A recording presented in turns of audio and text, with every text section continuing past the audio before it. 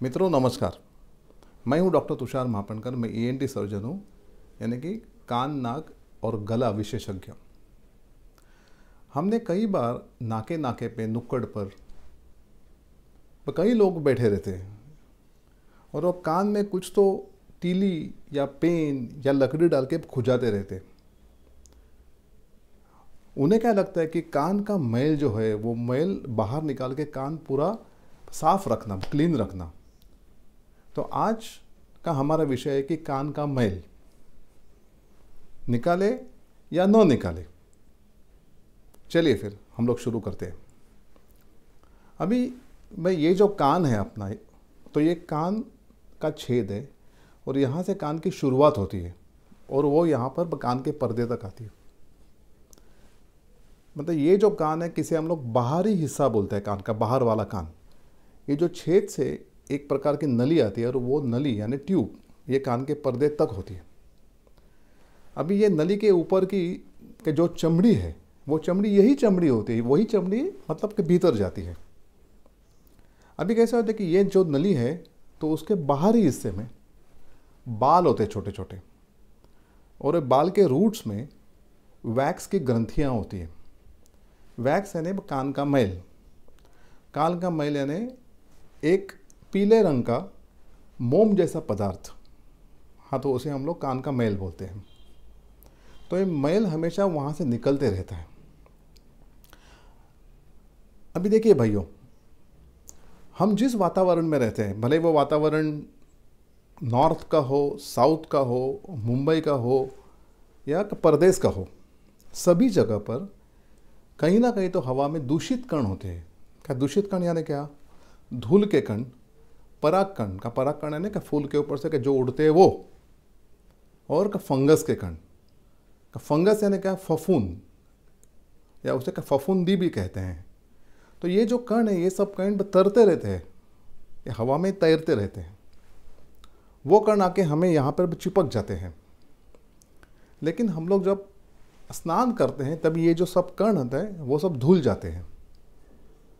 लेकिन कि जो कण हवा के ज़रिए कान के भीतर के घुसने की कोशिश करते हैं, तो वो कण, तो तभी ये जो मैल है, ये मैल अपना काम करता है। हाँ, मैल क्या करता है? मैल ये जो कण है उन सभी को खींच लेता है, आकर्षित करता है और जकड़ लेता है वहीं पर, ताकि ये सब कण कान के पर्दे तक न पहुँचे, और फिर मैल वहीं रखते हैं कण। और जब हम खाना खाते हैं, जब हम बात करते हैं, तभी हम लोग मुंह खोलते हैं, तभी ये जो जबड़े का जो जोड़ होता है, ये निचले जबड़े का जबड़े का जो जोड़ होता है, तो ये जोड़ यहाँ पर होता है, कान के बहुत ही करीब होता है।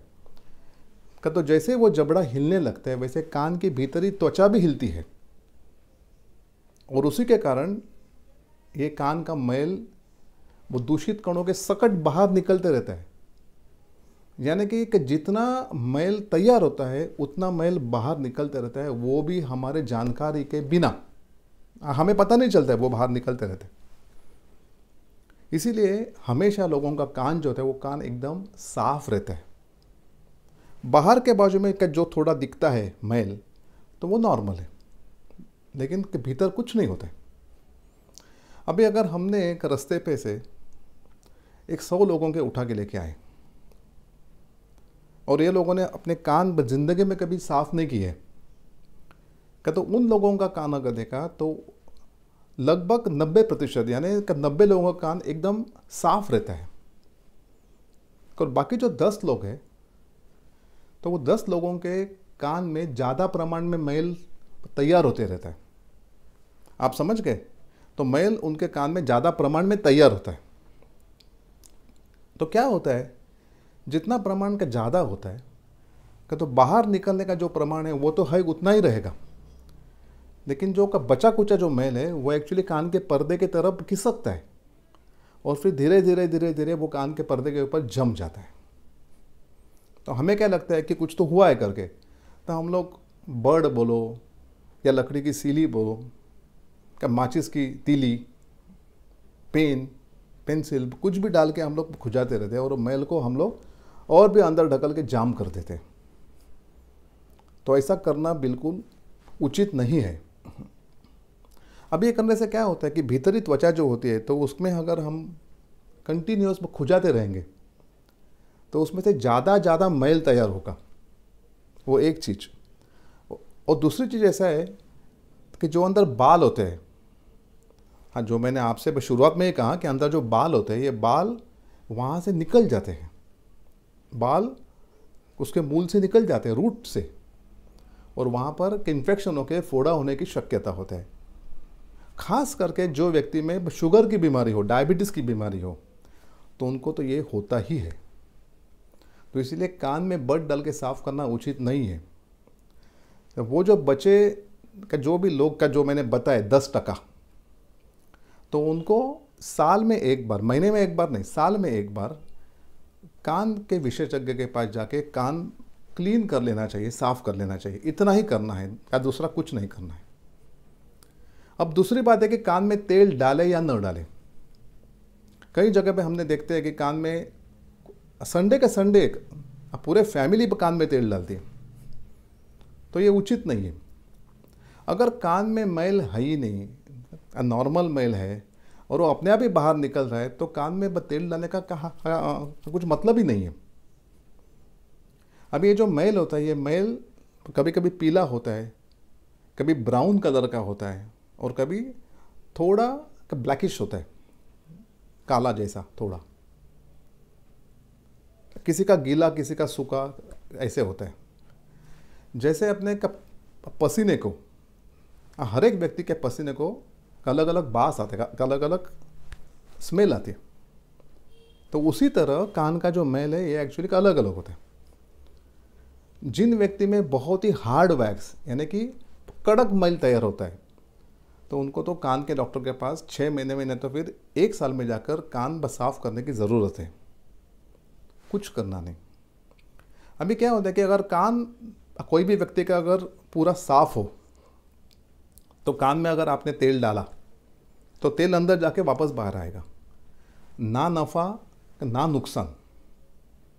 लेकिन अगर कान में कुछ भी बीमारी है, खास करके बच्चों में कान से मवाद निकलता है, पस जिसको बोलते हैं, तो वो पस निकलता है, मवाद निकलती है, कान के भीतर का फफूंद है, फंगस है, या कान के भीतर फोड़ा है, या कान के भीतर वैक्स जमा है का, तो ऐसे केस में क्या होता है कि जब हम कान में तेल डालते हैं तो तेल वहीं पर रुक जाता है, और फिर उस तेल की वजह से कि इन्फेक्शन बढ़ने की शक्यता है, कि फफूंद बढ़ने की शक्यता है। तो इसीलिए हम लोग तेल न डालने की सलाह देते हैं। अभी आपको पूरी तरह से कान के बारे में समझ आया। मैं आपको कान नाक गले के बारे में, हर एक बीमारी के बारे में कहते जाऊंगा, और जो जो कॉमन प्रॉब्लम्स है और जो जो हमारे दिल में गलत फहमियाँ हैं का, तो वो सब मैं दूर करते जाऊंगा। तो मेरे वीडियोस रेगुलर देखते जाना, बस सब्सक्राइब करना। मैंने कई बार देखा है, हिंदी में बोलो या गुजराती में बोलो या मराठी में बोलो, जो कोई कवि लोग होते हैं तो वो कविताएं लिखती है, तो ये कविताओं में अपने शरीर के विभिन्न अंगों का वर्णन किया जाता है, आँख, नाक, गाल, होठ वगैरह वगैरह, लेकिन कान के बारे में कोई वर्णन नहीं करता। कवि के मन में कान के बारे में कुछ भी महत्व नहीं है, कैसा तो मुझे लगता है, लेकिन हमारे लिए हमारा कान बहुत ज़रूरी है। तो इसलिए कान का स्वस्थ रखें,